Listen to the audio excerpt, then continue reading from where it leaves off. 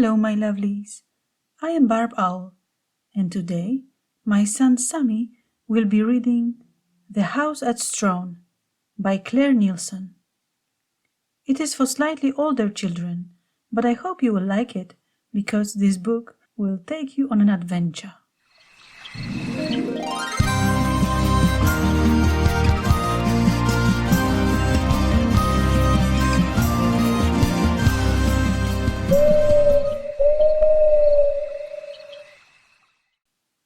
In previous chapters, Elsa, John and Claire are stranded at the top of a dangerous waterfall after a wild boy has broken the bridge they needed to cross to get down through the glen to safety. Chapter 5 Trouble in the Glen. Claire, it's all right. Now don't turn on the waterworks, said Elsa. We'll be fine. John, what do you think we should do? Well, there's no way we can jump over that gap, so just let me think for a minute. Yes, let's all have a good think. You too, Claire. After a while, John said, I could try to climb down this side. No, that's out of the question, Elsa said. It's far too dangerous. We all sat in silence again, racking our brains. Oh, look, I said. In the stillness of our brain-racking, a small deer had appeared at the side of the deep pool. It looked around for a moment, then started lapping water while we watched it spellbound. After all the chaos, there was something so calming in watching the little deer take time to drink its fill. Then a fish jumped, and the deer lifted its head, moved away to the left of the pool, and disappeared through a clump of ferny bracken. We heard it running off, and the sound of its retreating hooves suggested it was going downhill. Maybe we could follow the deer's way, I wondered. That's a brilliant idea, Claire, said Elsa. Yes, we could try it, agreed John. It would mean wading across the shallow part of the pool, and a small steep scrabble up to the clump of bracken into which the deer had vanished. Right, you two, said Elsa. Let's tie our swimsuits and towels around our necks to keep our hands free. We did as we were told. My heart was beating fast. Come on, I'll lead the way, said Elsa, and she waded through the icy pool and up the slope, with John and me following close behind her. It looks as if there's a kind of tunnel in the rock here, but there seems to be light at the end of it. I'll be back in a minute. Elsa disappeared into the foliage. John and I waited, clinging with both hands to strong curls of fern, and then Elsa was back, her face slightly muddy on one side. John, you go and have a look, and see if you think it's safe enough for Claire to try. I didn't like the sound of this. What do you mean, safe enough?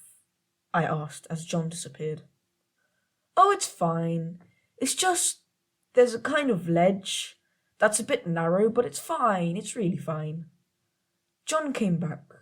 Yes, I think it'll be fine. There were a few too many fines for my liking, but John went on. If we put Claire in between us, we can link our arms behind her back. Claire, you have to face the rock and keep yourself as close to it as you possibly can. Together, we trooped back the way Elsa and John had just been, until we reached the ledge. Elsa stepped onto it first, then coaxed me to follow. As I stepped up, John came behind me. Then my sister and brother crossed their arms against my back, and all three of us were facing the stone side of the tunnel. We had to keep close to each other and shuffle very slowly in step together along the narrow ledge. It was dark and drippy and terrifying, especially as the bank we were facing sloped outwards, so that we had to arch our backs slightly to keep our balance. Below us was only darkness and the crash of falling water. Elsa kept up a flow of encouraging words. The light's getting stronger. I think we're nearly through. Wait till you tell the girls at school about this, Claire. They'll be really impressed. Oops. Elsa's foot slipped slightly, and she very nearly fell, but I managed, with John's hand strung around my back, to reach out and steady her. Gosh, you saved my life there, Claire. Watch out. There's a bit of a gap in the ledge here. That's what made me slip. Step over it. Now. That's it. Good girl. In this way, Elsa managed to coax and encourage me through the awful dripping tunnel until finally we emerged onto the sunny hillside and lay on the grass, panting with relief. Because there was no proper path, the way down the steep hillside was quite difficult to negotiate, but eventually, a bit scratched by course, and with trembling legs, we burst out onto the shore road, not far along from where we'd hidden our bikes at the entrance to Fairy Glen. But we were in for another shock. There were only 2 bikes among the bracken. John's bike had gone. We hunted for it as if it were suddenly going to appear, but eventually we had to face the fact that it must have been stolen. And it was the first time for ages I had seen John near to tears. He loved that bike, and he hadn't had it for very long, just since last summer. I wonder who took it, I asked. Do you have to ask? It would be that bloody boy whose life we saved up there. Some gratitude. He started kicking a tree and shouted out another swear word I wasn't familiar with. Like bloody, it began with B. Elsa went to put her arms around John, but he shook her off. I wish you hadn't thought of us coming here by ourselves. It's been a complete disaster so far. It's all your fault, Elsa. You think you're so grown up. I burst into tears. Yes, let's go home, Elsa. I want to go home. Elsa looked at us, without saying anything for a while. Then she scrabbled in her pocket and produced something wrapped in purple paper. I was saving this for an emergency, and I think we can definitely call this an emergency. It was a bar of chocolate, an entire bar of milk chocolate. We couldn't believe our eyes. Where did you get it? I asked, my tears drying.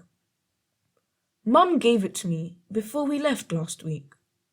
I thought I'd save it for us being here on our own. I knew it might be quite hard for you 2 younger ones to leave Mum and Dad.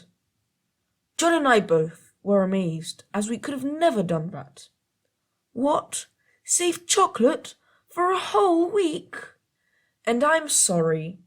I never thought we'd have all these problems.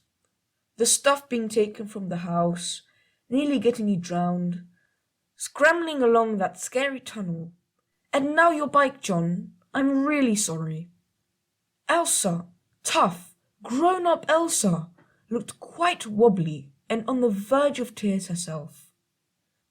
I just thought if we could manage even for a couple of weeks, it would give Mum the chance to get started on a hospital treatment without any worries about us 3.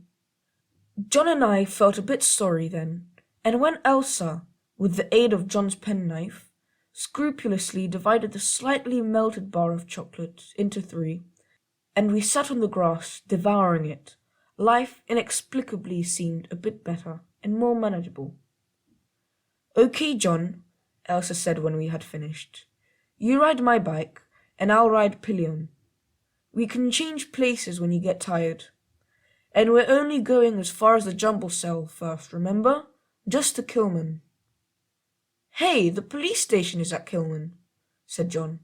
So you can report that bloody boy who stole my bike.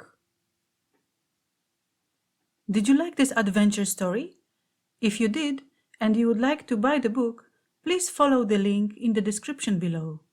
Remember to subscribe to my channel and press the notification bell, because I will be adding a new story every week. See you soon. Bye.